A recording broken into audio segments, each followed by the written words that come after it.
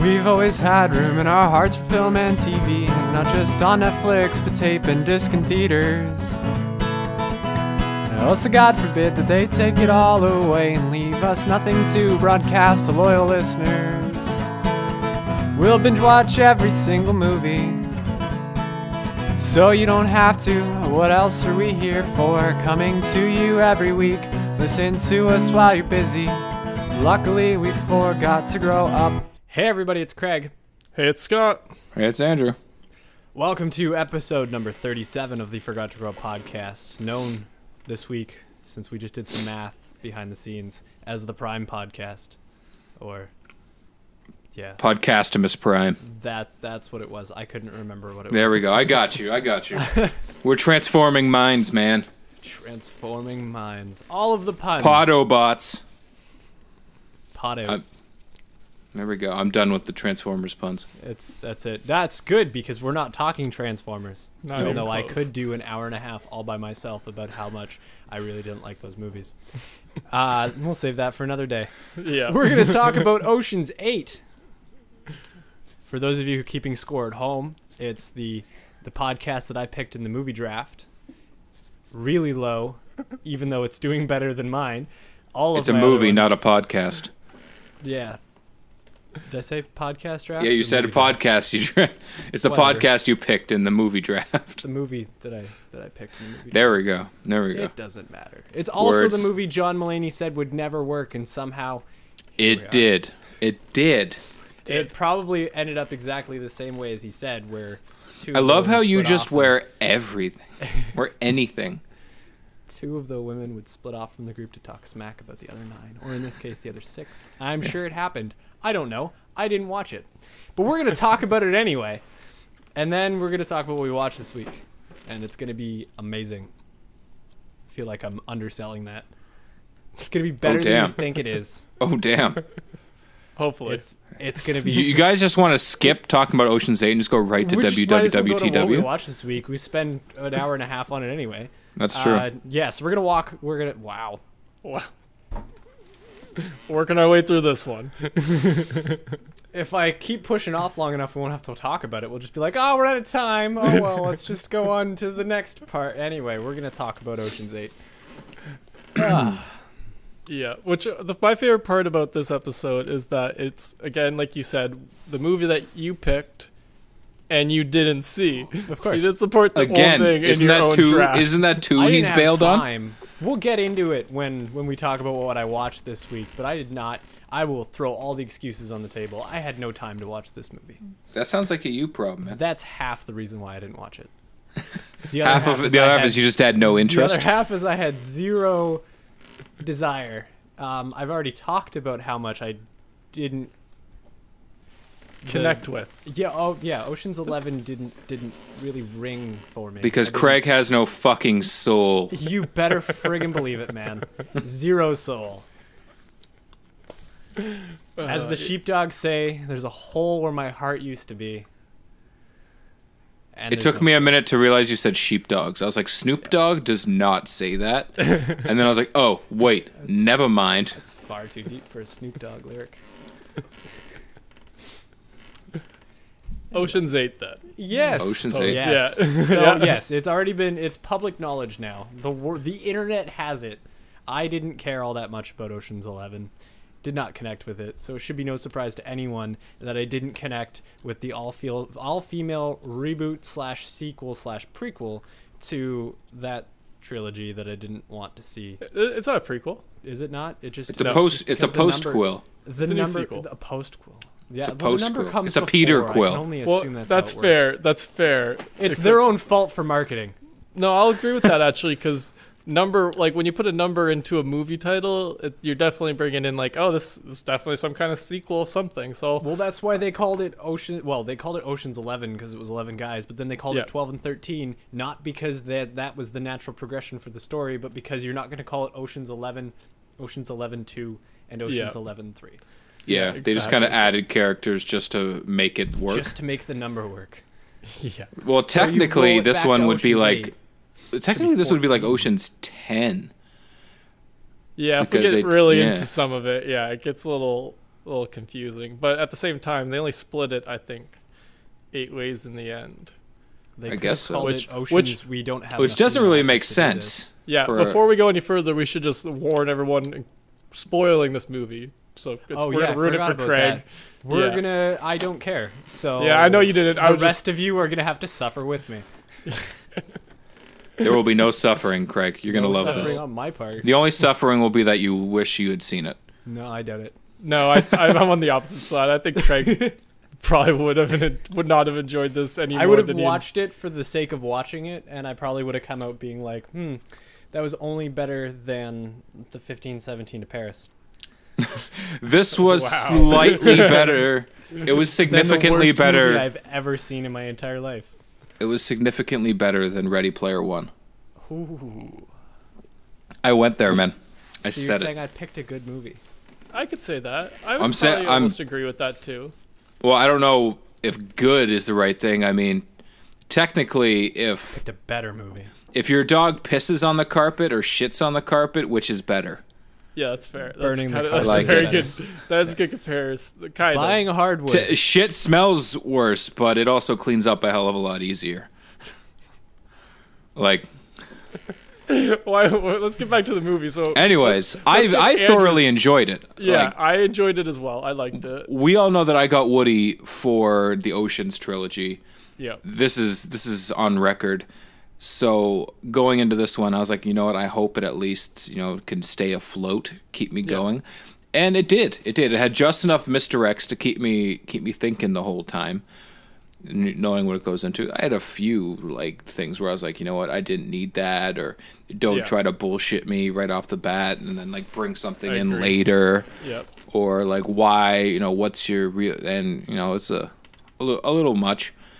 But at the same time, I heard and read a few places, and talking to some people, they did not like how it started, or that it was a total ripoff of Ocean's 11, and I was like, I feel like it was more of an homage. That's what I was thinking too, and I feel like a lot of people get those two things mixed up, or rips off versus an homage, where it's this is paying tribute to as opposed to stealing from. It's they're paying homage to it because that's part of what made that first one slightly enjoyable, is the way we got introduced to all the characters in that unique way, as opposed to oh, absolutely, the way they introduce it, where the movie starts off where she's getting her parole hearing.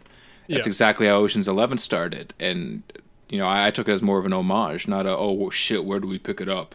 I was like, well, A, there's really only one way to pick it up. Yeah, B, especially for a criminel, it's where are you going to start their story? Well, it's probably when they're going to start the crime. Well, when are they going to start their next crime? Probably after they get out of jail. Yep. That seems logical to me. So I was like, you know what? They built the whole movie up around George Clooney's character in the Ocean's movies. Yeah. They built it up around trying to pay homage to him and how he'd be proud of. Spoilers, he did apparently. I don't think he's dead. But until they show me his dead body like I said this to you, if George Clooney passes away before another one's made where he can make a cameo, then I'll let it accept that he passed away in the movie universe. But until any of these things happen, he's still alive. He's probably with fucking Lamarck somewhere. He probably had to go just chill with Lamarck. Well, because they don't even tell you how he dies. So that's where I was sitting. I'm like, come on, so. Again, we said spoilers before, but they bring in Ruben right off the bat to console her, and he doesn't say anything about how it happens. He's like, Danny wouldn't want you doing this, and to me that sounds like Danny telling hey, listen, can you she's gonna do something? Can you go tell her not to do it? That's how I took it. Yeah, I kind of took it that way a little bit too. Or even if he didn't tell him to go, he's kind of in the know that Danny's still kind of around. Because that's the way I felt this whole movie. I'm like, I feel like they're all in the know that it's wink, wink, nod, nod, he's dead. Not really wink, wink, nod, nod. Right? That's how I felt this whole movie. They're kind of they did, they kind of brought it up a couple, they kept kind of trying to emphasize it, and they don't do anything in particular to make you believe that he's still around. We didn't see any dirt move off of his grave, so that would be amazing. Superman move. Oh my goodness! Wait, Danny Ocean's not Superman? dust, friggin' chips, poker chips. Like, what? Or just a set of dice rolls across the Oh screen. man, that'd be amazing. Like, Yeah, my but they goodness. didn't do anything definitive like that, so I definitely think it's a very wink, wink, nod, nod. But what did you think of them bringing in Ruben? I really liked that. I didn't know that he was going to be there. I liked it. I had heard before the movie came out that Matt Damon was going to make a cameo, I heard that got cut. but yeah, I heard it got cut right after he made some remark about how non-sexual assaulting guys deserve more credit for not sexually assaulting people. So I heard that was the reason they cut it out, because they're like, this is a Okay. feminist movie, so we're not going to have him involved. And I was like, fuck, man, I liked Linus. Damn it. Yeah. Damn it. That's fair. Like, avoiding that controversy, I get. But yeah, I like that it was that Ruben was involved. I did not really care too much that what's his face, the grease the acrobat guy. Yen or whatever his name was, I the think grease maybe, monkey. Or Grease Man, they called him. That's what it was, his Grease Man. Yeah. The guy who slips I in did not. places. Yeah, I did not care too much for his character to begin with in the original trilogy, because he doesn't do much other than jump around. So I kind of. I know that I think of it when we did our Ocean's 11 episode. We were trying to figure out who the Ocean's 12 members were. He wasn't really part of the group either. Frank gets busted, and he wasn't really part of it. So that's like Ocean's 9. So I guess it is 12, because then you count his mom, and then you count what's his face, and you count Julia Roberts. So there we go. There's 12. Boom. We just solved it, because we couldn't make the math work on that episode. Now it works. Anyways, I didn't really care too much for his cameo. It seemed a little forced to me. Yeah, I felt like I agree. It seemed kind of just like, I don't know. It seemed like something that was probably filmed after the fact. And like it felt like it was like, oh, this is the only one of the cast we could get. Like Don Cheadle would want to come blow something up. Oh, I would have been so psyched if Basher just showed up. Just something like, oh, we need a distraction. Should we consider an explosives? We know this explosive guy. And then they just go visit him blowing something up. Yeah. And then they decide not to do it. Yeah, they're like, that's all I needed. Yeah, they're like, oh, no, that's a little more than we thought. Thanks. And they just leave, right? Like Bernie Mac, I get that, okay? Yeah. He's R.I.P. in the sky. God bless you.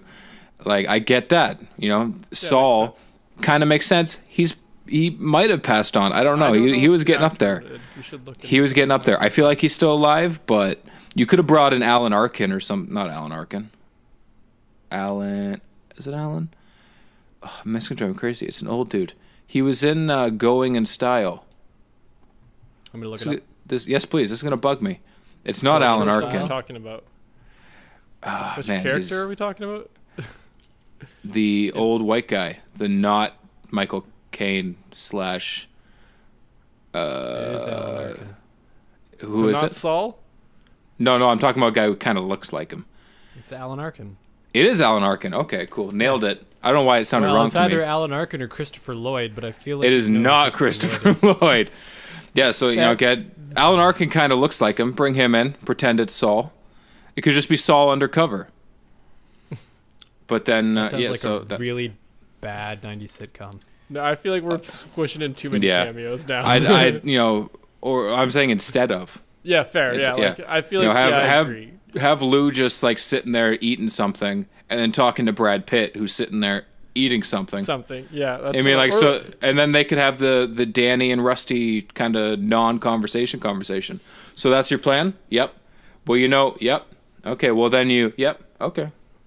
Like something like that. I think it would have been cool if he was at like the gala, like he was just with a pretty lady doing his own thing, and then he's scouting his own job, and he's like, oh, rule number 1 is you don't impede on another job. Okay.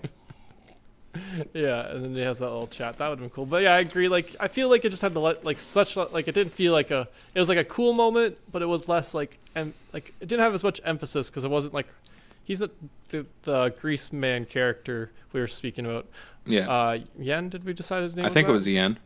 Yeah. So, anyways, he wasn't like one of my favorite parts about all the first ones. Like he's not the memorable thing, right? Like I'm not saying that he's bad in any of them. He just didn't stick out enough. So like when he popped up, there's two memorable moments for me with his character. One of them is in Ocean's 11 after they blow the vault, and he's like, "Where the fuck you been?" Yeah. Because that's one of 2 swear words that they say in that whole movie. both of which are fuck, which is kind of weird that they avoid every other cuss word.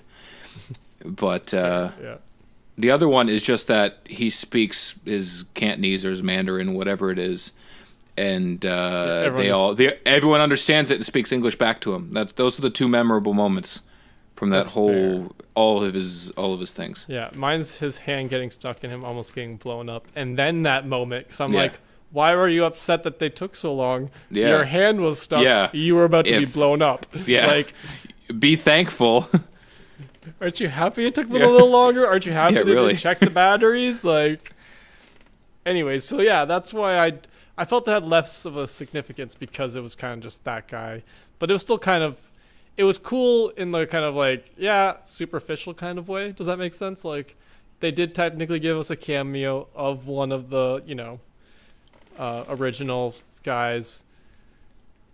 It just, I agree. They could do something also better. Doesn't make sense because Sandra Bullock, Debbie, Debbie? I think it was Debbie. That sounds right to me. I think so. She was so against having any guys in the group. Yeah. Like, when they're trying to come up with her 8, like, Lou, Cate Blanchett's character, was like, oh, what about this guy? And she's like, no guys, all women. And then she's like, is this, you don't want a man or you don't want a man? Like, so the fact that she was like... justify it as she doesn't want, like, dudes stick out more than women do. Which, but then arguably in the case of this cast is like not true at all. Like, arguably, like, beautiful women. It's like, no, you all stick out. You're all movie stars. Like, even in real life, you're still movie star pretty ladies. Come on. Well, it could, the argument could be made though that he did like the most important part of this job, because he's the one that got all the money. Yeah, like they would have only had like $2 million a piece because they gave back or lost like half of the friggin' necklace. Yeah. So to steal the other ones, like, they couldn't have done it without him. And then they didn't even give him money, apparently. Like, no? Well, that's fair, actually. Yeah, like, the math adds up to, like, what she said was 8 shares. So they didn't even pay him. He was just bored, I guess? Just owed them a favor? Didn't need the money? I don't know. Adrenaline rush. Like, because Lou says, oh yeah, I just called an old friend of mine. And that was it. And she just goes and speaks whatever language it is at him while he's jumping on a trampoline. Yeah. Yeah. Which is such a yen thing to do. Well, that's his character. Yeah. But outside of that cameo, I really liked the Ruben one. Yeah, especially because he was still the over-the-top Ruben character. And I thought he was really well dressed, and I like that Sandra Bullock points that out. Like, oh, you look so sharp. And I'm like, oh, he does look sharp. I want that coat. He probably inherited it from Rusty. The first thing I thought, though, was I can't wait to be old enough where I can wear a hat like that and not give a shit. Yeah, and like, pretend you were around when it was big. Yeah, exactly. Because nowadays I can't, but I love those hats, and I want one. Yeah, I want one. Especially with the feather. Oh, yep. Awesome. Pull off that Kramer look. But, oh man, I can't remember what I was going to say. Like, this movie was, I really enjoyed it. Outside of the little things. I really enjoyed it. Yeah, that's true. That's true. Yeah, I mentioned that there were so many tributes to the originals. Sandra was an intensely feminist. I have to go through my list right now because I had I had something I was going to say, but I can't remember. The Cate Blanchett dressing up, like, changing her outfits and always looking, like, so intense. I was like, that's totally Rusty.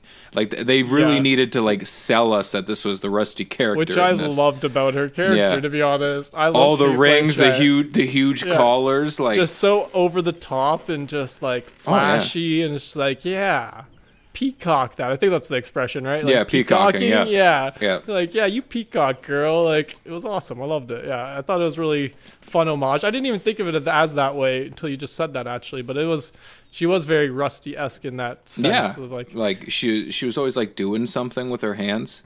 Yeah. and she was always just like pimped the frick out. Yeah. I felt the fashion in this was very, very well done, considering. I mean, it makes sense considering the cast again, but I didn't think that would stick out to me as much as it did, considering I don't usually give a shit about that stuff. But I was like, oh, this is just. It was just nicely like it was nice to look at, like all of it. You know what I mean? It was just well designed, and I thought like I like the aesthetic. Is the word I was looking for. I like the aesthetic of the whole film, not just absolutely, not just the clothing, obviously, but the whole film in general. The feel, the different settings. I like this, like especially I like their headquarters that they camp out in. I like that they made sure they had a big open space so the cameras could fit open around concept, everywhere. Yeah, it's like no, I get that. You need to roll those big cameras around, and you got 8 people in a room or 7 people in the room. That was one thing I didn't actually pick up on at first, to be honest, that there wasn't enough of them when you counted. Oh yeah, that they were counting. They were counting Anne Hathaway as the 8th. Yeah. Well, they mentioned that she's going to be the unknowing 8th, and then they were just going to divvy it up 7 ways, and then at the end when she comes in and like she's totally a part of it, I was like, holy shit! Thank God they like smartened her up, because I like Anne Hathaway personally. So do I. And I like when she plays the playing dumb character. Like she kind of plays. She reminded me a little bit of her character from, as weird as it's going to sound, Alice in Wonderland. Like when she's playing that queen in Alice in Wonderland, they're kind of like, putting on an act for everyone. Wait, Anne Hathaway's not the queen, man. She's the good queen. Is she?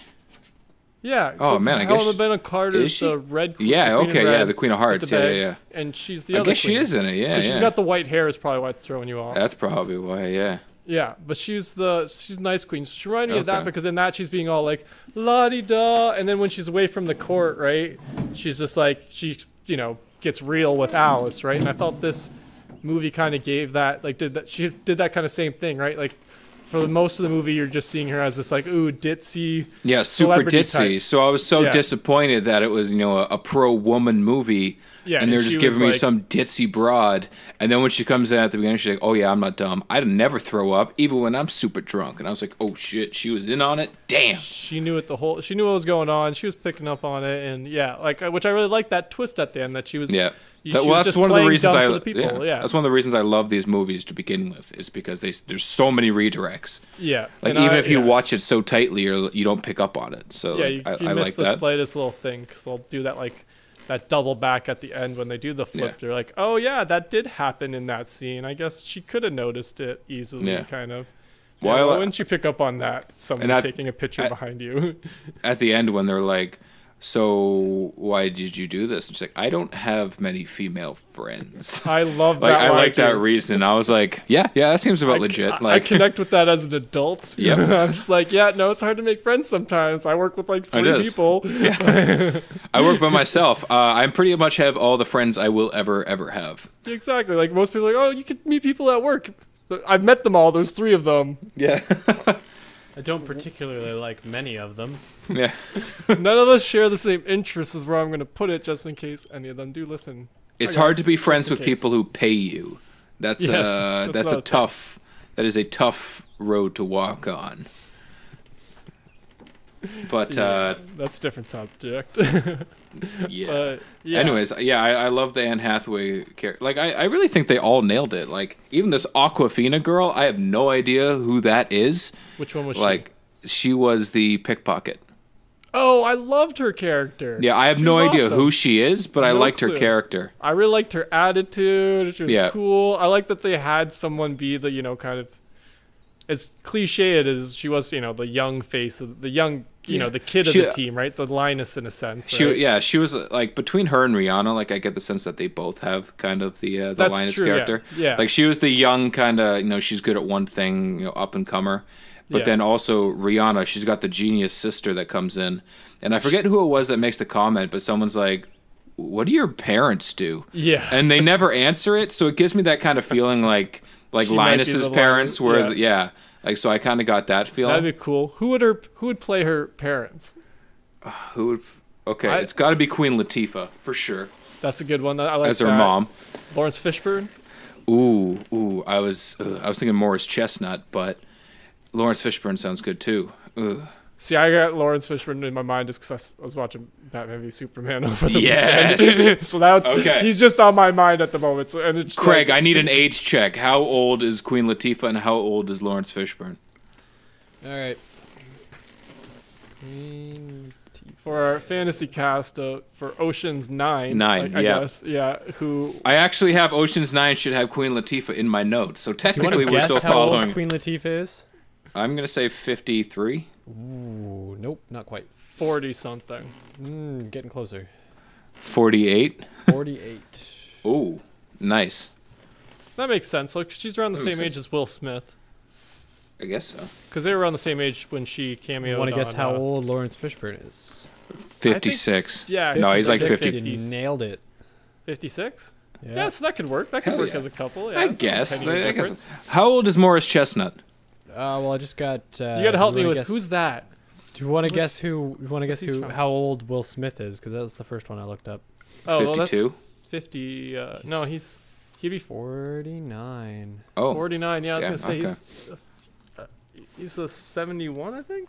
No, 68. 68. Yeah. I did a speech on him in grade like 7. Morris Chestnut. Want to guess? Age? Yes, no, Well, maybe? tell me a movie he's in first, so I know who we're talking about. He was in the Goliath TV series. Nope. He was in Legends. He was in Identity Thief. Nope.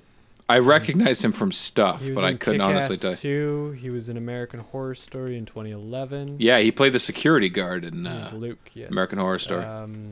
I'm not. He I'm was not even in- connecting with me Okay, to figure out who he was is. he was in in- oh, was it? He was in Like Mike.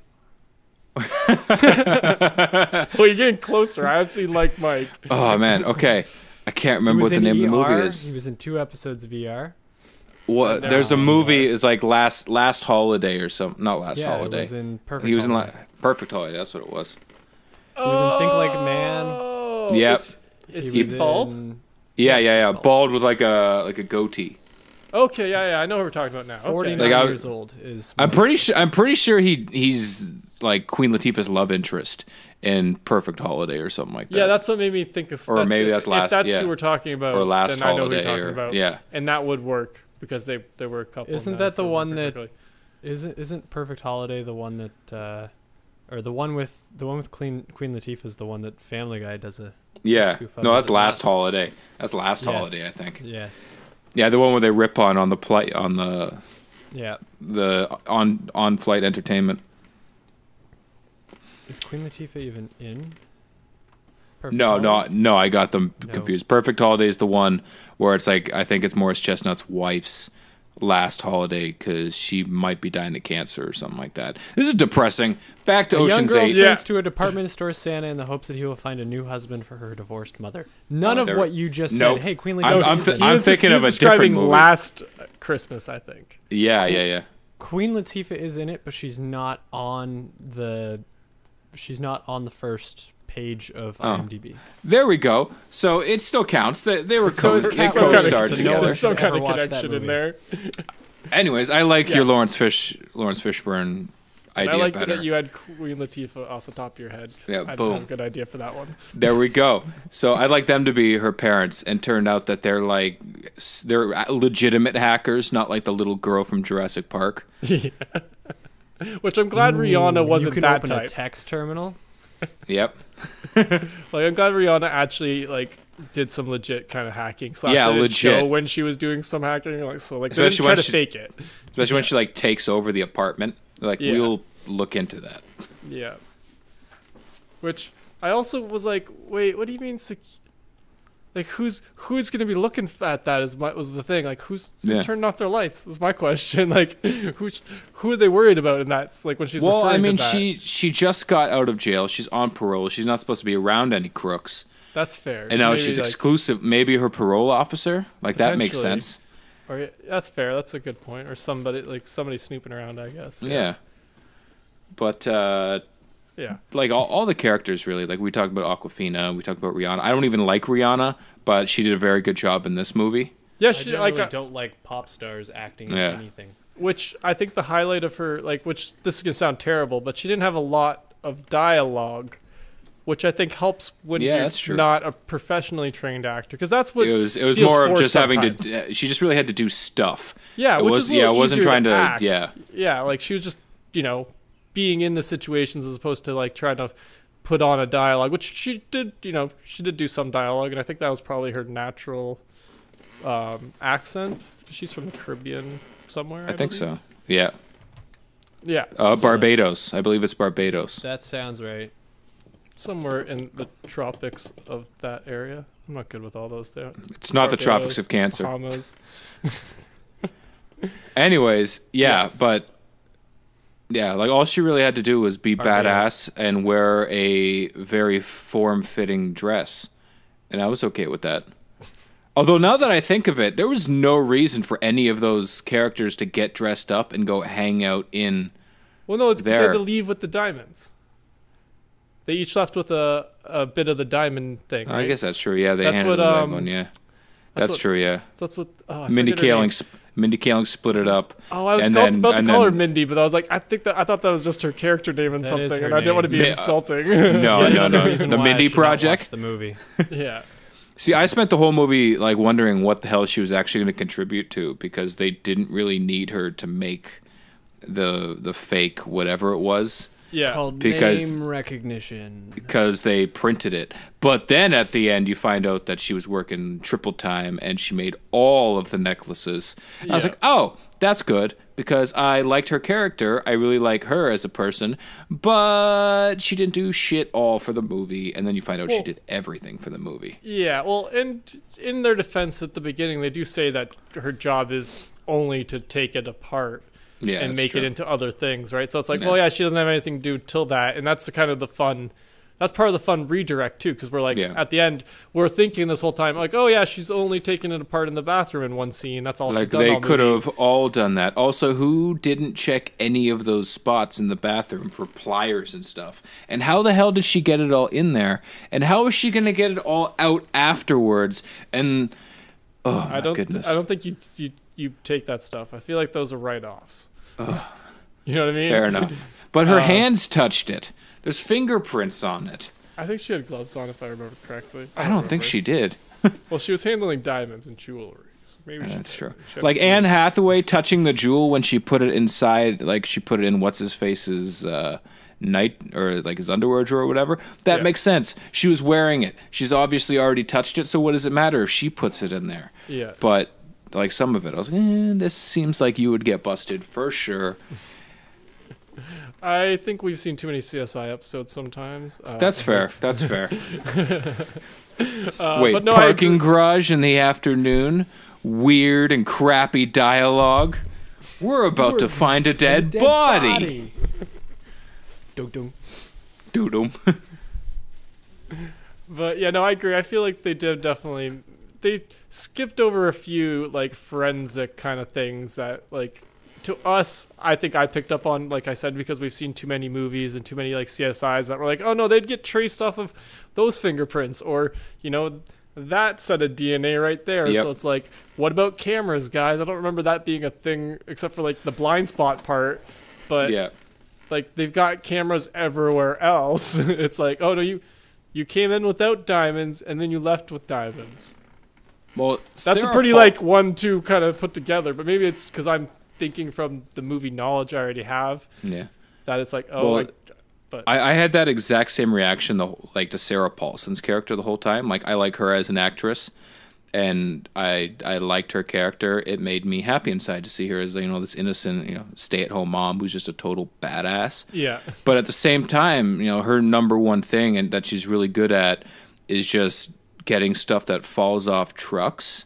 well, she's good at good. I think bulk. what they were trying to say is she's good at getting stuff done, and somehow that involved getting shit because like she gets embedded as like the one of the Yeah. planners, right? And it's like, wait, what part of your skills stealing? Like, Like- 'cause at first you're like, oh, she's stealing stuff off the back of a truck, and she's like a fence, right? But then it's like, no, Yeah. she's not a fence. She's just a middleman of some kind, and it's like, now I'm Like- thinking like by the end, it kind of I had the feeling that she's like the one that can make shit happen. You know what I mean? Like, oh, you need this, you go to her kind of chick. Does that make sense? Like, It makes sense, but at the same time, like, it didn't show her how she actually got anything, though. yeah. And She I just- don't like how at she the just end had she just has stuff. a warehouse full of stuff too. Like, Yeah, that's how they like- enter. It's like, wait, That was another big flaw for me, that they all made all this money and they turned around and turned it into businesses and stuff. But I guarantee you someone's going to look at where the fuck... Yeah. IRS where did that upstart money come from? You have to prove that you bought all that shit. And trust me, I know. I did it. You need to prove where that money's coming from to upstart it. Like, yeah, no, I agree. And it's like I get they had to go fence all that stuff too. And maybe they were able to laundry it in some clean way.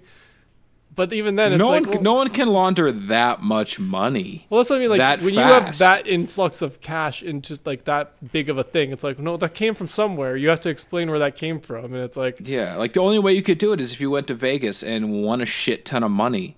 Like, but then you need evidence of that. Like when you win that much money in Vegas, they give you a tax, like they give you a receipt. Well, you got to pay half of taxes, it, right? Yeah. I don't know exactly how it works. You do have to pay 50%. Yeah. Is it 50? I didn't know. Welcome to the U.S., where they don't tax you for anything but things that you win by not earning them. Yep. Massive. But this isn't a tax podcast. Nope. I like how that's what Craig chimed in for relating to Ocean's 8. This is a, like, Cate Blanchett's character was the only one who I was like, you know what, she's not going to get pinched. All she did was take the motorcycle she already owned and went on a trip down I believe it was the West Coast. Yeah, which I liked her plan the best too. Like it seemed the most relaxing, that's what you most relaxing. It saves money.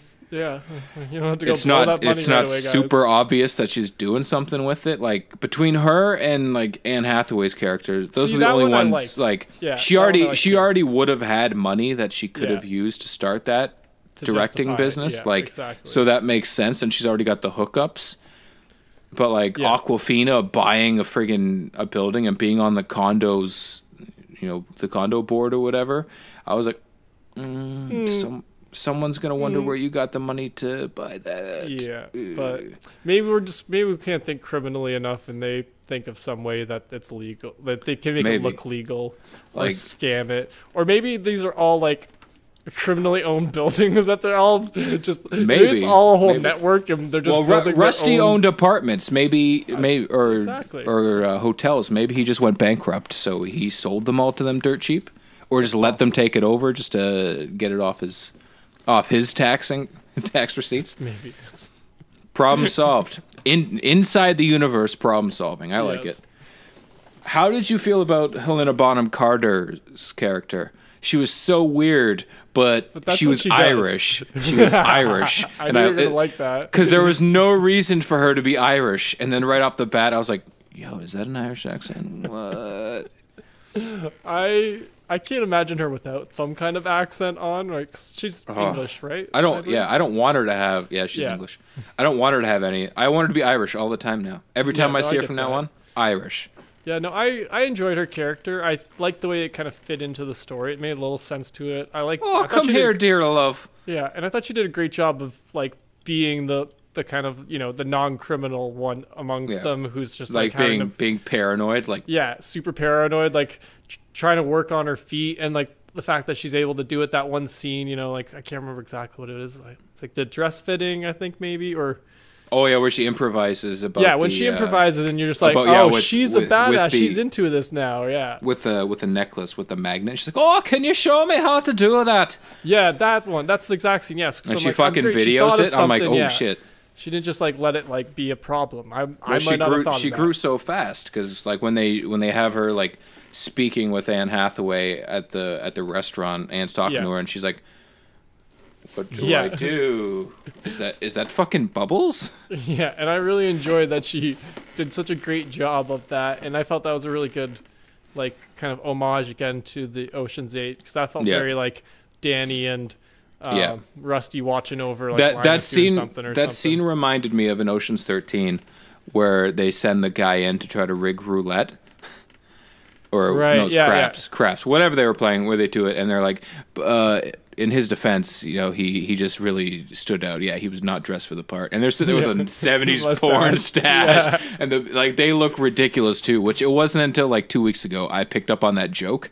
Yeah, they're like, he wasn't very, very inconspicuous, and I was like, neither were you. That's the joke. I like it.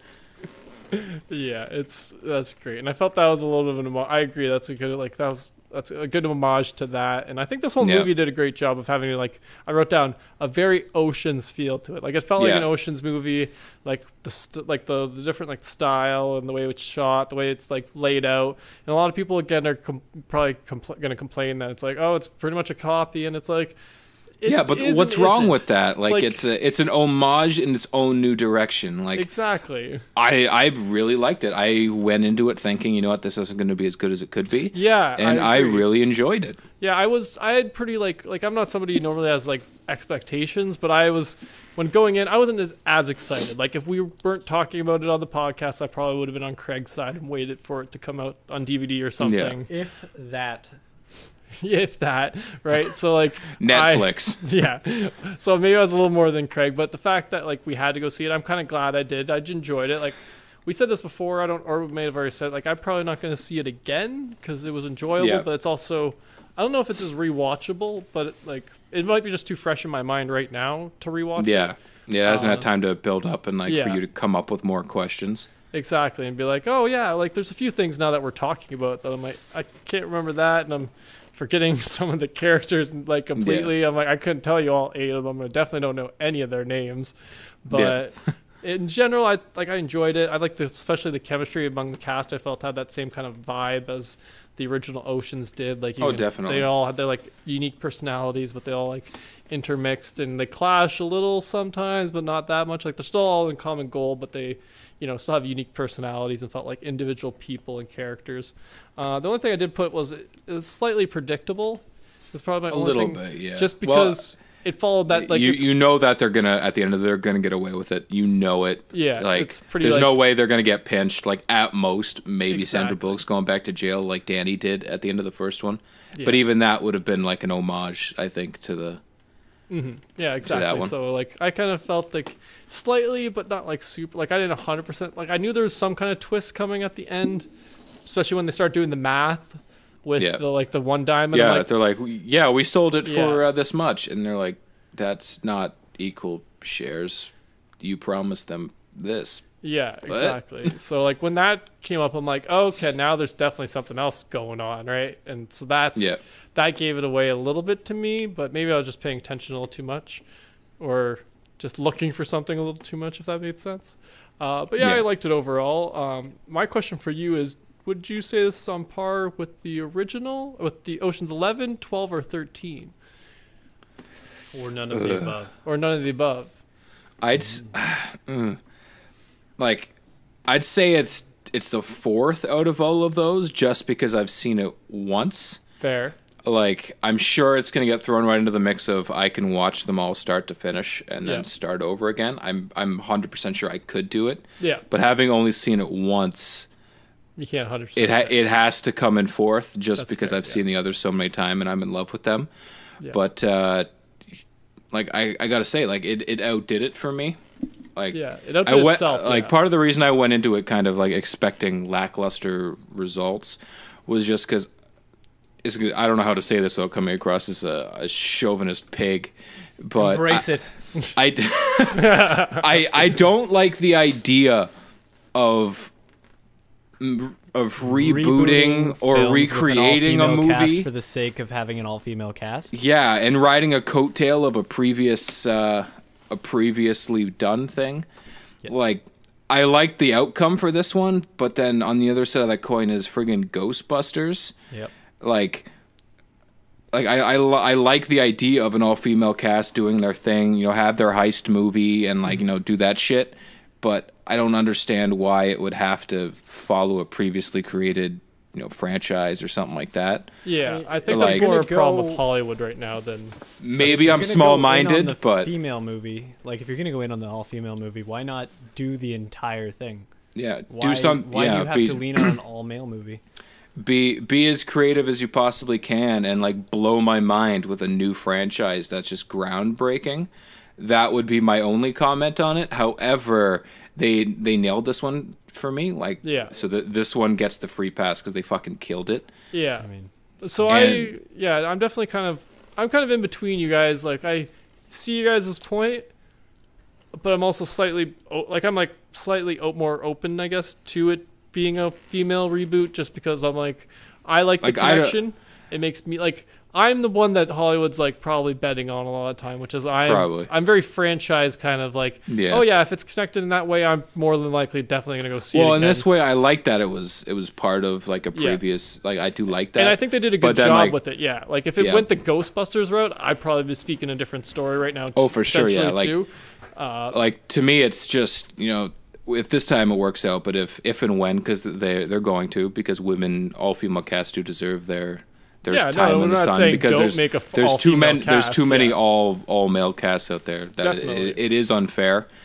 But at the same time, like no one wants to see an all male version of Coyote Ugly, so just like why you say that, but then Magic Mike had 2 movies. That's true. That's true. Yeah, but that's because women wanted it. That's true. Yeah, that's what I'm saying. Coyote Ugly wasn't made for women. That's true. That's true. And Magic Mike was kind of it's not the exact same, but it's pretty very close, similar. Yeah, I guess so. Well, then I want a Coyote Ugly 2. Damn it! I don't want any sequels. Stop it. Ever. See, I think that's more the problem my we're opinion. talking about. Yeah, like that's my issue with the fact that they like make an all-female movie. I don't care. Like it could have been a movie with all dogs. I won't watch it, but do it. They've done that. Like, I just talked about Show Dogs a couple weeks ago, man. Yeah, but don't make it bad. I won't watch it either way. Make whatever you want, really. Because I kind of agree with that. Like, but make good movies, be good there's people. So many sequels and reboots, and I'm yeah. Just make something original. I don't care if it's mediocre and looks like the other thing. It's something that's different and not exactly the same, and that's all that matters. Don't slap a 2 or a 3 or a 7, looking at you, Police Academy, on to your movies. Okay, or no. Police Academy Police Academy is the one thing that made it to 9 movies that I will defend. Okay, Police Academy kept to the quality that they started at the beginning, which was mediocre quality through every movie. That's true. It's not like it's set a bar high. They stuck at their medium level. That's true. It's not like Fast and Furious. Yeah, I was gonna say let me rescind my sequel hating and dump it onto Fast and Furious. That one I can agree with. Now, on the other side of that, I will defend Star Wars, even though it's a bunch of sequels. So you just want your stuff and no one else's stuff? No. Well, see, I think Craig's thing is like Star Wars has always been like. He wants good. Good sequels. It wasn't originally, but now it is. It wasn't. So you want good sequels. You don't want just nothing but cash grabs. You want something with some. Exactly. I don't with some want substance. To remake a movie. I don't need somebody to remake E.T. because it made a ton of money in the 80s. Yeah, exactly. Because it's not going to be good, but you're going to get a lot of people who are going to watch it anyway. But on the same token of that, I do want Power Rangers movies because they fucking nailed it. This is why I'm not a producer in Hollywood, because I would make no money. What I was gonna say is this: Brave Little Toaster, the live action movie. Definitely not. No, featuring knives and electrocution. I think what we're seeing and kind of discussing is that the kind of difference between the creative side and of Hollywood and the business side. We need money. It's clear the business side is the business side wins out. Exactly. That's what because they're the one who finances the creative stuff. And like we're enjoying the creative, like we enjoy obviously the more creative aspect of it. Yeah. And the business end is just how we kind of supplement the final product. Right? Yeah, like we supplement it for the creativity so that we can get more movies in the future and etc. But I agree that that Hollywood is a little too focused on the sequels for the sake of money, building universes as opposed to just like I look back at and really the last time they made just movies for the sake of entertainment purposes 90s. Was back in like the 70s. Well, even 70s even. Like the Rat Pack era where they just pumped out movies for the sake of dumb mindless entertainment. Well, they had scripts and they just made them in a sense almost. They said, "Hey, we can get Rat Pack in on this. Oh, we can get Bobby Darin in on this. Cool, let's do that." And they just brought in famous people who were recognized household names at the time, gave them a role, and said, "Just go with it." You know? Yeah. And then after that point, I still think there are a lot of creative movies made for the sake of entertainment. The difference is that back then, those were the blockbuster. Everybody's got to see them. I can't believe you haven't seen this movie yet. Movies. Whereas now the cash grabs are the Now it's just I can't now believe you Seth haven't Rogen seen making the shit. And it's 400th competition. Marvel movie because Yeah. Disney told me you have to. And That's like, true. Not that yeah. I'm hating on Marvel Yeah, because no. I will enjoy the films. but well, like, and that's Draw like, the fucking line. I don't need 47 different. Yeah. This Yeah. is it. I think it's just a case of the movies that used to be the entertainment value or just made for the sake of entertainment, and they're standalone films and they do their own thing, have had to give way to these gigantic anthologies because somebody realized that's what makes money, and everybody else is like, well, I've seen the first 4.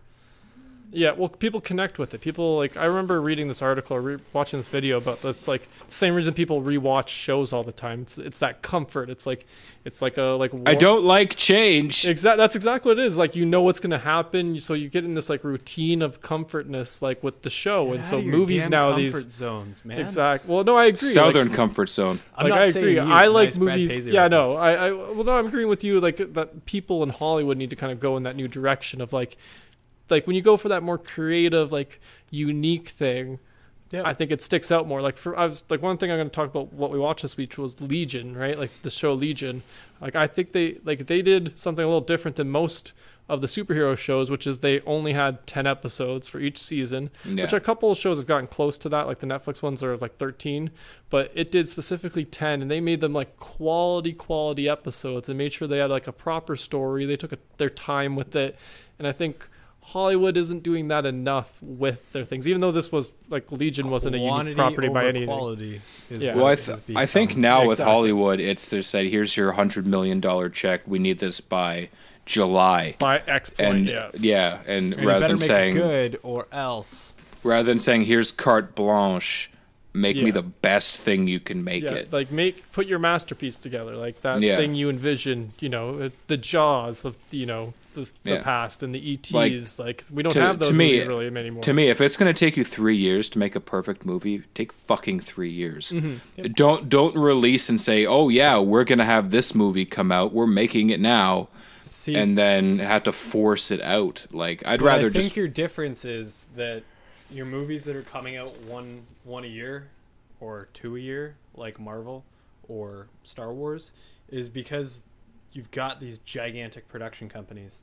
So they can be like, congratulations, you are working on this Marvel movie, and a different team with a different set of creative individuals is going to work on this Marvel movie, and they're going to come out within 8 months of each other because we need 4 to get months. content out. yeah. But it's not the same because if you had a small It feels a little production regurgitated. if you had a small production company that's capable of making 1, maybe 2 movies at a time, you're going to take 3 years in between them. Yeah. Because that's all they do. So they're going to make really good movies and people are going to want to watch them. But Yes, with like us. Yeah, exactly. But with large production companies, you've got the ability to have 6 or 7 different teams running at one time. You can make That's all true. of these movies, and some of them will be in the same universe. And that's where you get your quantity over quality. I almost said it the other way. So disappointing. Back to Ocean's 8 Yeah, we because should we probably just wrap went that on like a up. Yeah. 10-minute. Nice bow on that. I just gotta say, I said Helena Bonham Carter was perfect as an Irish woman, and I want her there all the time like that. I totally forget that Cate Blanchett is not old. I don't know what it is, but I thought she was like 60. Like Okay, I didn't think she. No, for reals, like I thought she was old. Do you want to I- guess? And though? then I've just she's never, 49. She is 49. Same age as my dad. Like it was. For me, it's like I haven't noticed Cate Blanchett until like Thor Ragnarok in this movie. Yeah. To be honest, does that make sense? Like I was I think conscious that see- she existed in Hollywood, but had zero opinion on her because I was like, if you asked me to imagine her, I couldn't have. But then she now came out she's in your Thor Sandra Ragnarok. Bullock. Now Yeah. she's my Sandra Bullock. I'm like, I Yeah. love her. I love her Like- sass, her style. Like Seeing It's her in the awesome. Lord of the Rings and the Hobbit trilogies, yeah. like looking at her, like I think it was just because they showed that kind of sexual tension between her and Gandalf. I was like, oh yeah, she's 412 years old, definitely. That And scene I does think not make that's her just- like seem young at all. Yeah. Like I think that's what I associated her with, That's because like fair, it looked like they said, oh, hold up 1 sec, and they just like put cement on her face to be like perfectly creased because Yeah. she's supposed to look timeless. for that role, so I think that's what it was. Because now that she's like, you know, I know how old she is. A, B, she's like on the cusp of being 50. Like, she looks fucking good for 50. She looks great, and she's still like very like active. Like in Thor Ragnarok, you see her like kicking ass. Like, I'm sure she didn't do all that, but she was still pretty like. And in this movie, she's not like, you know, not what 50 like or like 20 years ago you would have thought of a, you know, 50 or almost 50 lady being, you know what I mean? Like that's. But on the other side of that coin, friggin' Sandra Bullock's what, like 53, 54? Like, no, I don't believe that. she looks late 30s to me. Yeah, I mean, early she's 30s and like mid 30s maybe. Like, she is perfect incarnate. Like, that's she's not even goddess. She's just perfect. She'll forever be like the like not stereotypical. Like in my mind when I think soccer mom, it's Sandra Bullock who I picture. You know what I mean? Like, for sure. Like, I feel like Sandra Bullock will be like all old men talk about, like, you know, the women who were big when they were kids. Like, oh yeah, she was this. Like, I feel like she'll be the one I use with my great grandkids. She'll be like, your Marilyn Monroe. Yeah. Like, I look at Marilyn Monroe and I was like, meh, nothing special. But I look at Sandra Bullock and I'm like, god damn. Like, for real. One day I'll be like, oh, kids, like, Sandra Bullock was beautiful. And they're going to look at her and be like, what? What do you see, Dad? And you're like, what do you see? And then it'll be like, woo! And then they'll be like, and then I'll be like, meh. And then they'll be like, you have the right to, and I'll be like, fuck. And that's how I got arrested. In the future. And then I'll be acquitted because the jury of my peers will understand. They'll be like, your kids didn't think Sandra Bullock was beautiful.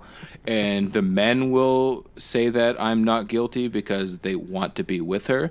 And the women will say I'm not guilty because she's perfect and solidarity between sisters and stuff. I don't know even how we got on this topic anymore.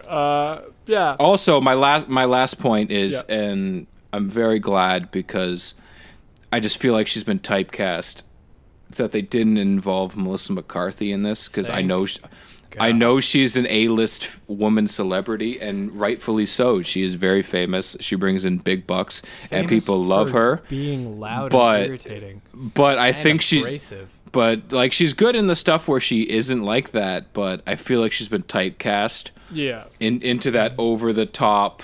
Yeah, you know, let's make her recommendations. What is she not like that in? I don't know. Give me her IMDb page. I can't think of anything off the top of my head because she's been typecast. Give her the benefit of the doubt. Like, because she's been typecast into that over the top, loud.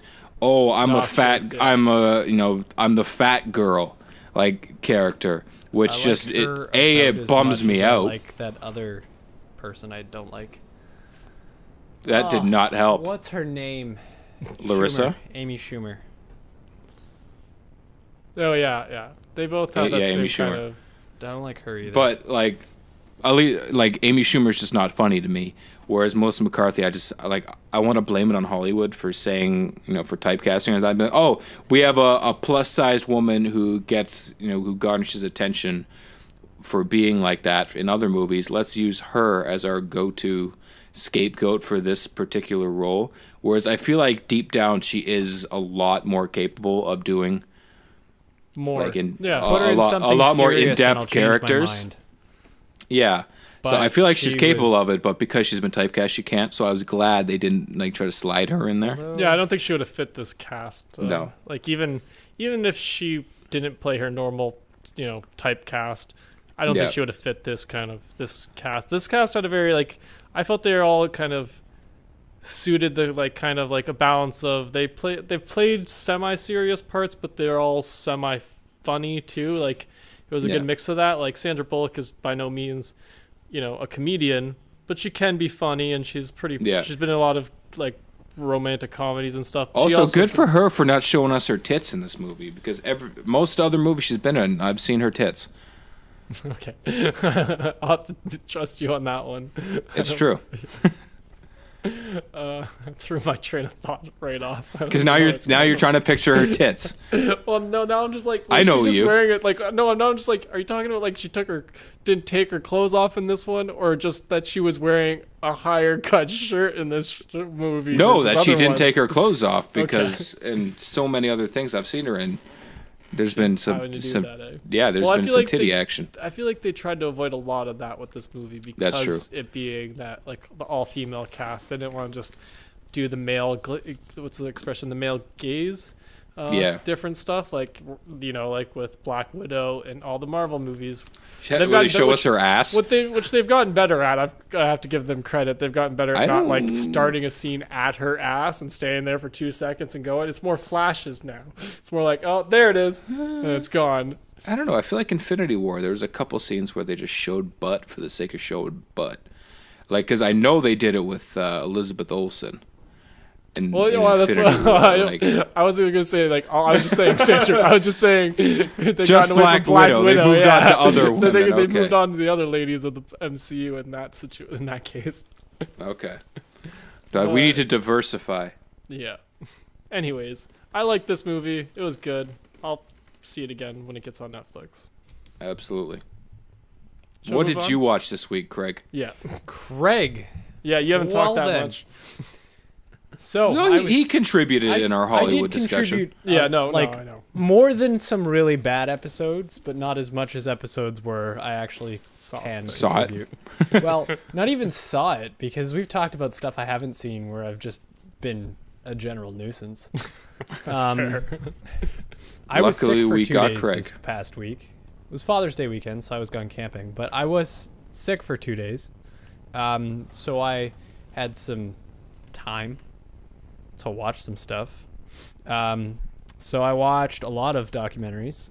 I watched Betting on Zero again. It's a documentary about now I can't remember his name. This guy who he shorts Herbalife because he thinks that they're this super corrupt company. And so the documentary is about all the people Herbalife has affected and how it appears to be a cult and how he's short selling it and how the company disagrees with his short position. Mm-hmm. I thought it was really interesting. I got on the guy's side. And then I watched Dirty Money again. And I've already seen this again before. So I watched a couple episodes of Dirty Money, but in the series Dirty Money on Netflix, there is one episode about pharmaceuticals and pharmaceutical companies, and Bill Ackerman is his name, and he has pretty significant stocks in pharmaceutical companies. So I can't decide if he's a good guy or not. So I can't watch those documentaries anymore. Ruined. Ruined. Well, because in one, he's painted as this really good guy who's like fighting for the little person, and it's like, I'm going to use my Wall Street clout to take down this awful company that's stealing money from people and brainwashing other people and making you think it's this healthy thing. And then on the other side, he's like, yeah, pharmaceutical companies should make a ton of money.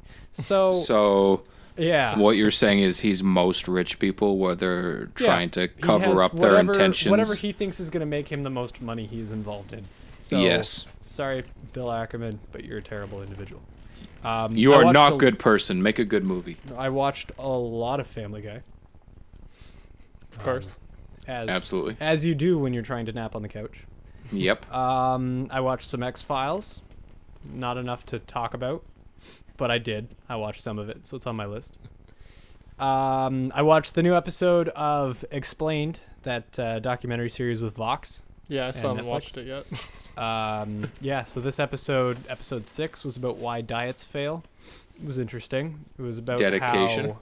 It was about how like there's so many different conflicting things and people don't stick to it, and that's really the reason why. It's 20 minutes long. That's the only reason watching. why. People I told you in like 4 seconds right there. Yeah, I know. People don't commit. People don't stick to them, and then there's just all this conflicting stuff. So you get this fat's not good for you, but then cholesterol's not good for you, but then sugar's not good for you, but then, and it's just back and forth, and people get this really bad. Like people who information. go on the keto diet who are like, oh yeah, Keto. I'm gonna keto, whatever.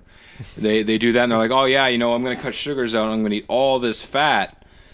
and it's going to help. And they drop 25 pounds over the course of like 3 weeks, and they're feeling great.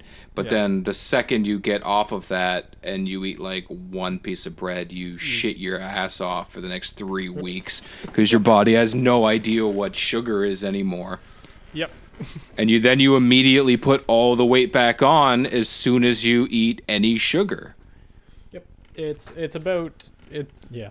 Basically, the reason why diets fail is misinformation and dedication. Yep. People. So I just saved People, 20 minutes, yeah. but seriously, watch it because it's good. No, yeah, I'm definitely curious what they like, how they justify it. They're very. As well a fat presented guy, I episodes. feel like I'm gonna watch this and be like, "This is a fucking crock of shit." I don't know if you could say that because they're very well presented episodes and they're very well researched. So it's not a typical diet documentary. Is it like anti-diet or is it? No, it's just an informative. It's saying what happens So with basically, diets. Okay. it starts off with the whole stat of how many people, like, they did a blind test where some people were on a diet and some people weren't, or they were on different diets, and how much did everybody lose? And in some diets, some people lost weight, and in that same diet, other people would gain weight, and then the same thing on the other side. It's basically an informative of why did everyone is different and Yeah, the everyone's three lifestyle things- is entirely different. That's basically what everything we've talked about is basically what the episode boils down to, except they Okay. present it with some charts and interviews and Okay, and not hand general gestures. yeah, well, lots of hand gestures. That was a treat for the YouTube viewers. The few of you. I watched. We'll do this in order of interest. I watched The China Hustle, a documentary I've been meaning to get to. I wasn't sure what it was about before I started it, and so I figured I'd just dive straight in. It's basically about shell companies from That's cool. China, and what they do is what they were doing is they were buying up, like, companies in the US would kind of go under, Yeah. and they would buy that position on the stock exchange, so they were automatically in the market without actually having to come into the market the same way a normal Chinese company would, by adopting the American shell company to cover this other company. And then they would overrepresent how much money they actually had, Oh. and so people lost a ton of money. Okay. It was That sounds it was a interesting. thing. Yeah, it was pretty interesting. I was sick, so I feel like I poorly explained that. Missed a couple things. I may have missed a couple of the details in a slight nap, but I watched it and got the gist of it, so we'll go with that.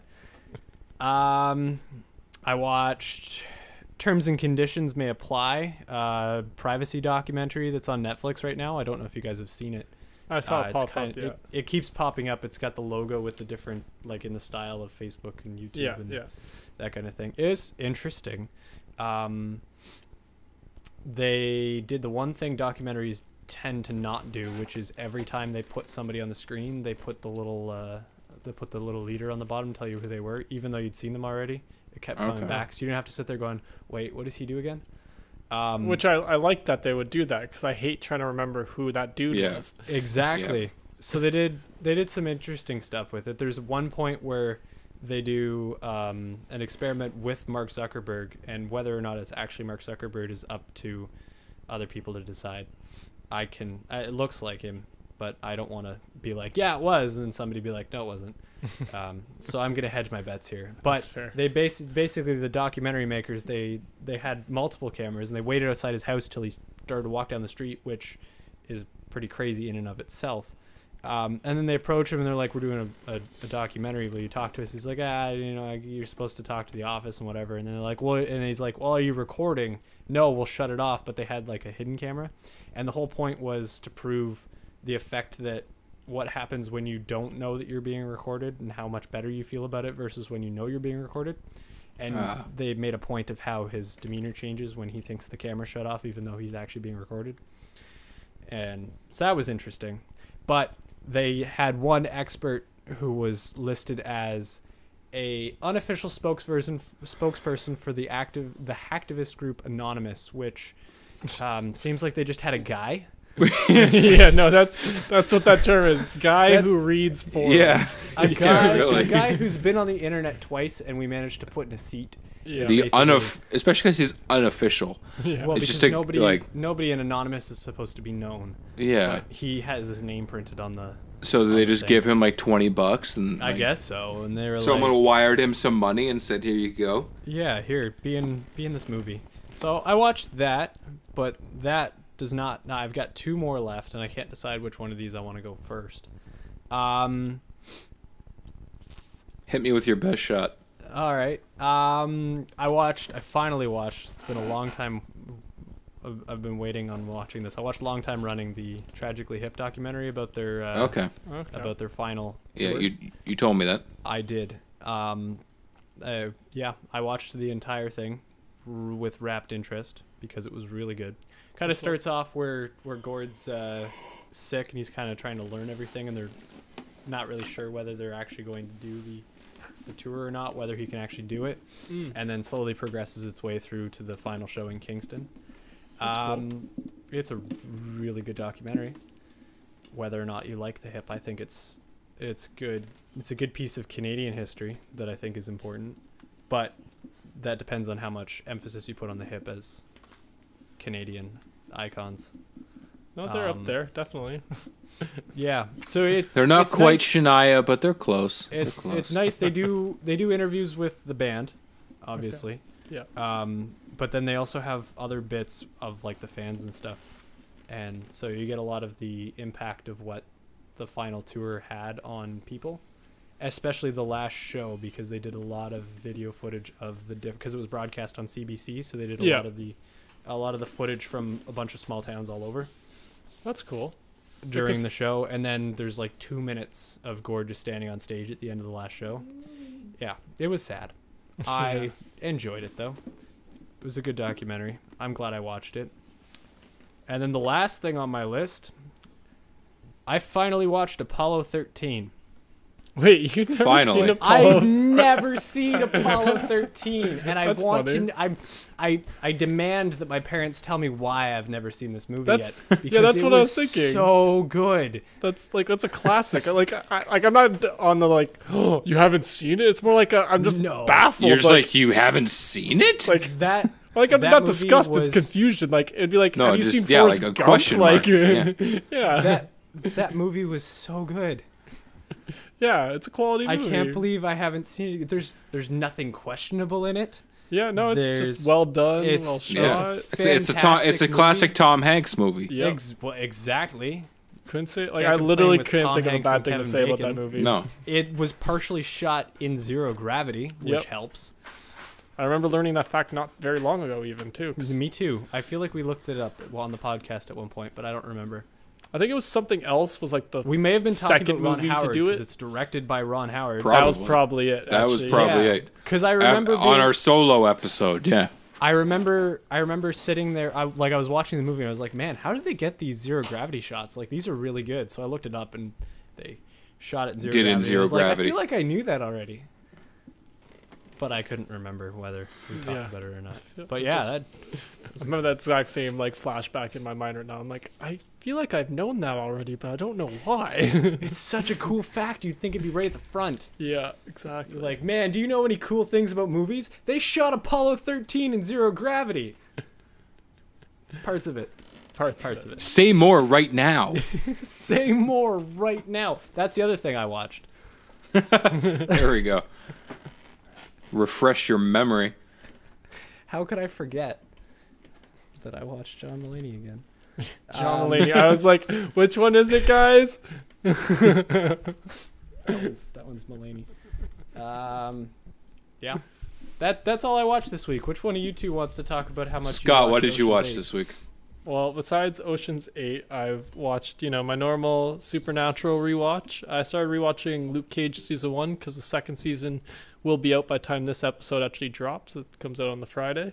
Yep. So I was rewatching the first season before the second one comes out. Legion had its season finale last week before this, and it had a badass opening scene, which I sent you a video of. It had Behind Blue Eyes, like both the protagonists and the antagonist just floating across the desert, lip syncing the Who's Behind Blue Eyes with freaking cartoon battle going up on, which was like the visualization of their mind powers, because how else do you do mind powers? And it was freaking awesome. I love that show so much. I'm a little depressed that I have to wait so long for a new season, but it's so great. It's so good. I love it. That's all I'm gonna say about Legion. I made a rant. Oh, I thought you were gonna say that's all you watched, and I was like, God damn. No. What else did I watch? I watched Man of Steel and Batman v Superman. And I was just starting Suicide Squad before, but the additional thing on those was I actually watched all the bonus features on each of the DVDs that came with it, because I've got the dual discs, right? So I'm like, I'm gonna watch some bonus features for once. I never do that. Somewhat behind the scenes. And watching them all, I realized I've seen most of these before online. And I was like, oh, okay. You guys cut all these up, and that's what you use as your marketing. And you just paste it all together, put it on the bonus DVD.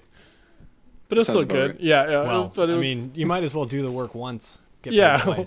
Well, I agree. Yeah. I'm just glad I know now not to bother with some of the ones, because I'm like, okay, these are the types. Buy it for the bonus features, basically. Yeah. Well, I've never been the type to do that, but these ones I happen to have the bonus features, so I'm like, okay, I'll check them out, and then I'm like, oh, I know all these things. I've seen most of this stuff chopped up before, and to me, like, I kind of thought it might be that way. Again, I'm in marketing, so.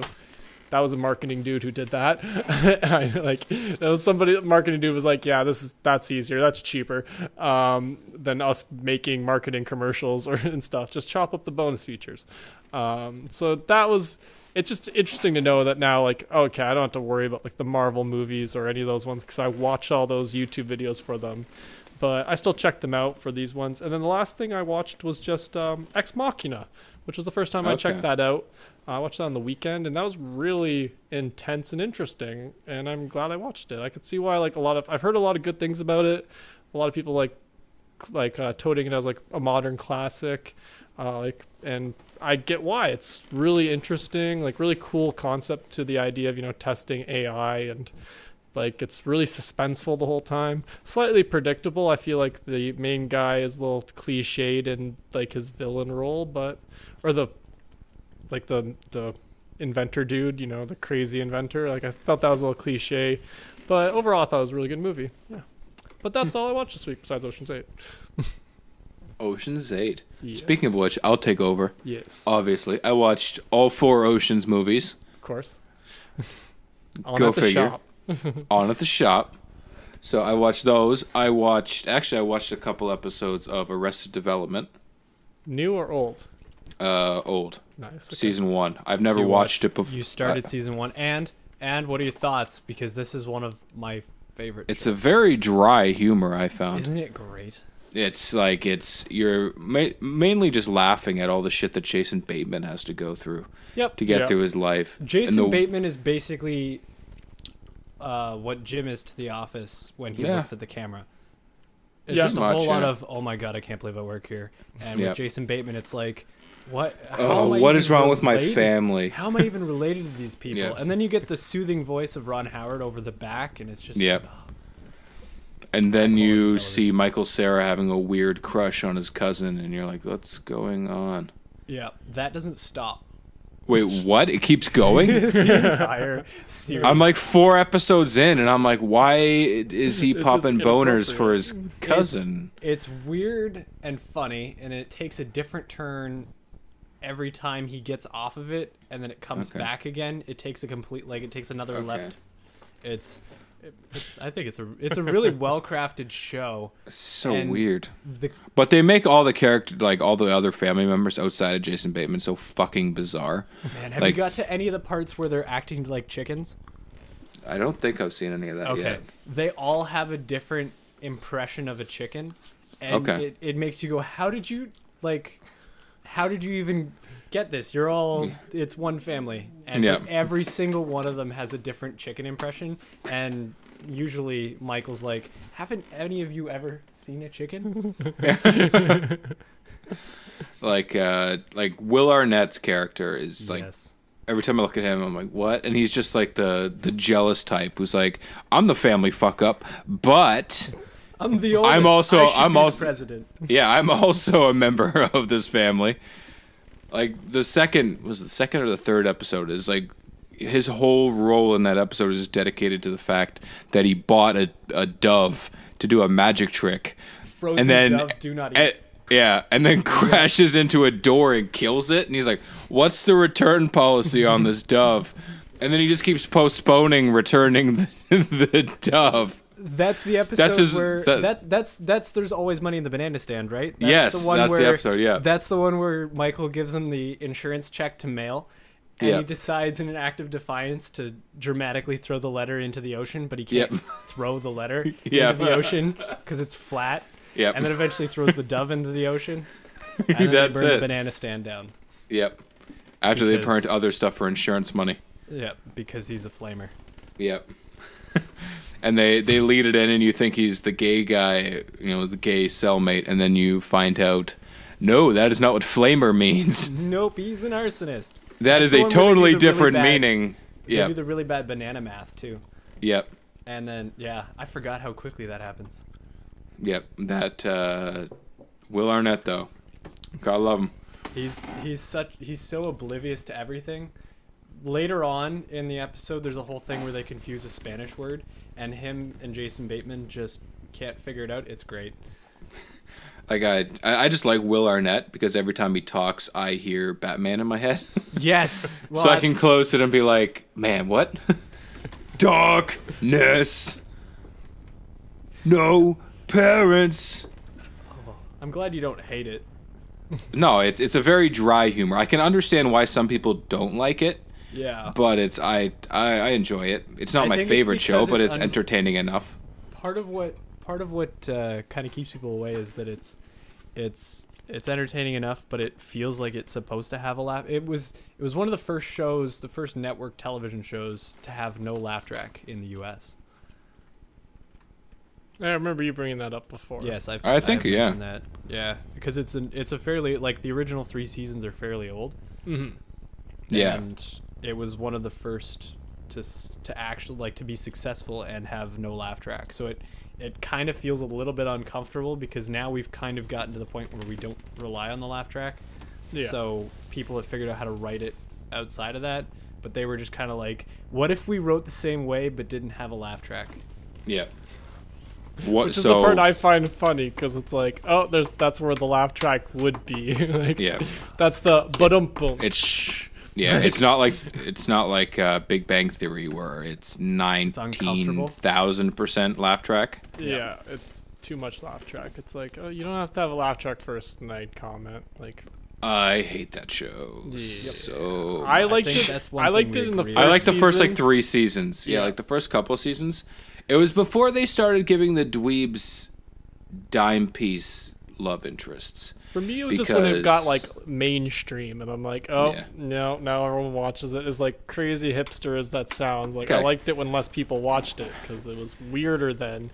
And everybody who watched it thought that they were all of a sudden this super intelligent person when really show's not. You're dumb. Yeah, no, like. I look at Sheldon's character. That show did was get the bare naked ladies to do the theme song. Yeah, I hate Sheldon. I hate Sheldon. Like his whole character, like someone would beat his ass. Okay, there's no way he would have made it to season 6 because someone would have whooped his ass. That's fair, yeah. Because he does like the way he talks to people. Yeah. You can't talk to anyone. I don't care like how severe your Asperger's are. I don't care how severe whatever you're going through is. You can't talk to people that way. You're gonna make that remark at work someday to the new guy, and he's gonna say "fucking excuse me." And then one of his buddies gonna be, oh no, he has, and he's like, I don't give a shit what he has. You don't talk to me that way. And then Sheldon would be all like, your mother was a grapefruit, and you have big hands. And then he'd be like, yo, fuck grapefruit, and beat his ass. Because that's just how the world works. People don't put up with shit like that. You can't talk to people that way and get away with it. Like most of the character, like I get it's supposed to be kind of like that, like. What's it called? What's the word I'm looking for? Caricature, like a kind of, you know what I mean? Like they're like extreme versions over of these the top, over the top versions of these like different kind of stereotypes of nerds, and it's like, But at the same time, it's like, no, you guys, no, you're not getting any. I know many a nerd, and they're socially awkward. They're not assholes. Yeah, like I feel like the show mixes up like substance for flash and stuff like that. Like meaning like what makes like geeks and nerds, etc., like fall under those categories is their feelings about things, not the way they act. Does that make sense? So it's like the way they put, like, and I get they try to like force these interests on these guys, but that's also the other thing. It's like they have too many interests. Like nerds don't do. We're not, just because I'm a geek doesn't mean I'm a geek for every freaking geeky thing, right? Like just because I like that isn't your entire identity. Well, that's exactly right. Like I'm able to separate the two very distinctly. Like there are plenty of people I'm sure in my life who don't realize how much Star Wars garbage I have on my shelves, but I do. But that's a part of me. But it's not like it doesn't. It's not my whole identity, just because it's a nerdy thing. And that's the part where I think they missed the ball on that show completely. Yeah, they kind of push the envelope and they force the topic, right? To say exactly. Yeah. Ugh, fuck that show. None of us even watched it. We're just pissed off about it. Well, I watched it in like the first couple seasons, and then. Well, I meant like no one even watched it this week. Oh yeah, no one even watched it this week. I just said I fucking hate Big Bang Theory, and we just all went off like, no, fuck that show. It's basically the antithesis to Arrested Development. That's true. It's true. It's fair, which is awesome and intelligent, but doesn't appeal to anyone. So we went from funny to not funny, back to funny. I watched Family Guy. Nice. While I finished my Batman puzzle, thank Christ. Got that done. I watched Bob's Burgers. Good show. Rewatched it again because it's awesome. I watched 2 seasons of Voltron on Netflix because I friggin' love the legendary Defender. Is it good? I've been meaning to check it out. I watched the first season like a year or so ago and thought it was pretty good. The second season was even better. The third season was even better. I'm going into the 4th now, and hopefully it at least like stays where it's at. Okay. Because I do really like. I've watched other Voltron cartoons. Like they had another one that was on there before. Okay. Yeah. Where it was like it starts off the first episode. They show like the original Voltron members from like the 80s or the 90s or whatever. Okay. But then they also show these young kids who are like cadets or whatever who want to get in on it. Okay. And then they end up having to like kind of share one lion when one guy steps down, and then slowly all of the original members step down to let these younger kids take over their specific lion. Okay. But then you get to a point where the black leader lion guy, he's not retired. he steps down and he gives the lion to like hit to this other kid. Yeah. Who's like supposed to be the leader, and you spent the whole time like loving this character and like watching him be a douchebag but slowly get better and better and better, and then you find out that he was taken over by the villains. They've like brainwashed him, so he's got the black lion, but he's a bad guy, and they never made a 3rd season, and I was like, what? What? You got you can't Iron Giant me on this. I got to see what's next.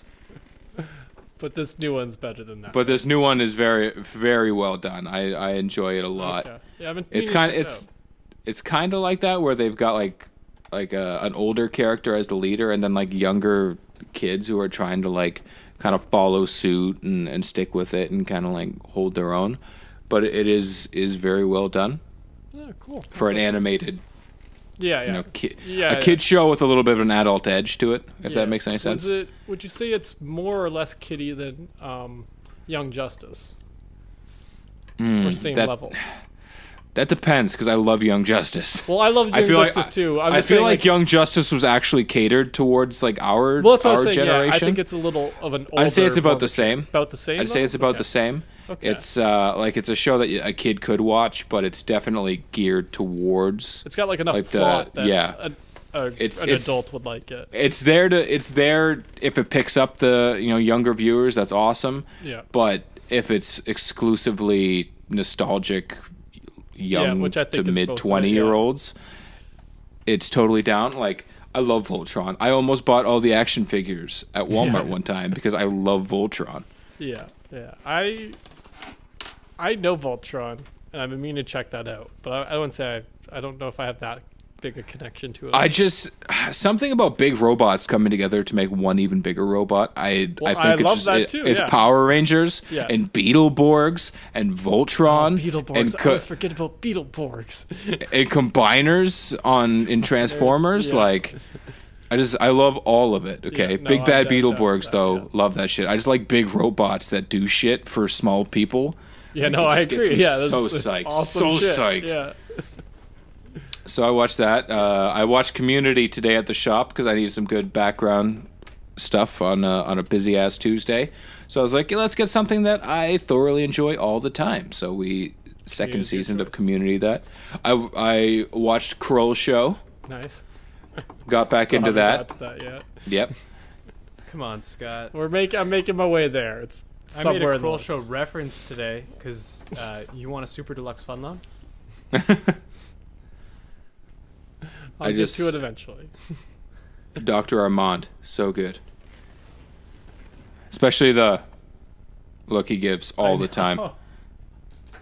His face doesn't move, and I would like to know how Nick Kroll manages to do that. I wasn't happy that my wife has eyes for another man, but I was happy that whatever my son's name is was getting the much needed exercise he needed after they show his son fucking his fourth wife. My name's Caesar. I hate Caesar. He's way too loud. He's such a weird character though. And that's really when you notice a significant turning point in Kroll Show. Yeah, that's true. When Caesar shows up, because things go from really like the rich dicks are the weird I love the rich dicks. But they're like the really weird part of the beginning of Kroll Show, and then it takes a turn when Caesar comes along and he's the weird guy that he likes to pull in a lot, which is fine because Nick Kroll's obviously a messed up dude. Yeah, clearly. See also Big Mouth because I forgot to watch some of that too. Fabrice, I love that one. Fabrice, the name's so nice. You say it 2 times. But Bobby Bottle Service is still like AKA bar none, aka Bobby Bottle Service. Yeah. We're about to bounce this ghost. Okay, John, he's my. Get it? John, MVP again. Always coming in with the save. The deaf sound guy. See, Scott, this is what you're missing. You can't like. How do you come up with that? Who's like? Okay, we need another character for the Bobby Bottle Service episode. Bobby Bottle. What Service, are we gonna have? Peter Paparazzo. Peter Paparazzo. Who's really, really weird in Gigolos. Yep. I love. Just once it hits that point, it's so good. Especially when they keep bringing back. Is it Lisa Peretti? Is her name Lisa? Chelsea Peretti. That's what it is. Yeah. When they keep bringing her character back, Farley. Yeah. Like I feel like we got this connection. Like, no doubt. It's such a good show. We're gonna prank our friend here with too much tuna. Like, how do you have that skit and then it gets better when you do a live Broadway? Like, I can't wrap my head around that. Where they would exceed expectations by actually having a set. Yeah. Oh, Sweet Rosalie. She was working at the 5 and Dime. We like to do cocaine. Yep. Anyway, so I also watched My Big Fat Greek Wedding 2, which was better than anticipated. Not as good as it could be, but better than anticipated. The entire time watching it, though, I was just thinking how they're making Mamma Mia 2, which comes out this year. That's exactly what came to my mind when you said that. I'm like, oh, Mamma Mia 2 is what I was thinking of. Yeah.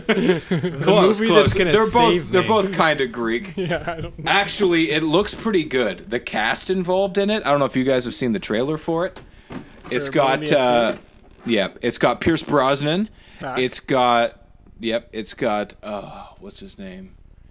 I could picture him. He was the King's Speech. He played Colin Firth. Right. I love that guy. It's got I can think of him. Skarsgård. Oh. Yeah. Bill. Bill Skarsgård. There's in it. only Like it's 7 of It's them. got Cher. Like it actually looks pretty good. Also, I just moved my mic. I don't know if you guys noticed, but why have I not been doing this the whole time? Man, Like I've got my feet up on a tote I have under my desk right now, and this is the most comfortable thing I have ever done. This is my new podcast setup, okay? From now on, if I don't sit like this, tell me to fix it. I'll come there and Thank you. I appreciate it. My last thing that I watched this week, and I'm so glad I finally got it done. I finished season 13 of Grey's Anatomy. Oh, It's you're all the about way time. done. If Season- I never hear about that show again on this podcast, it'll be too. Well, damn season soon. 14 just got added to American Netflix. That means you're So- miles Don't away. care. You're, you're As within far a as- month or two as- before that gets added. This is Forgot to Grow Up canon. Grey's Anatomy only has 13 seasons. That's in the official FTGU canon now. That's a statistic. Yep, I like it. I'm tired But of be- watching the mental anguish that you're putting yourself through. Having gone through 13 seasons over the course of 3 weeks, Yeah, something like I that. feel like once season 14 comes in, I have to finish it. I know most of what happens, but like just to say I did it Be and the like I'm up to completist, snuff. yeah.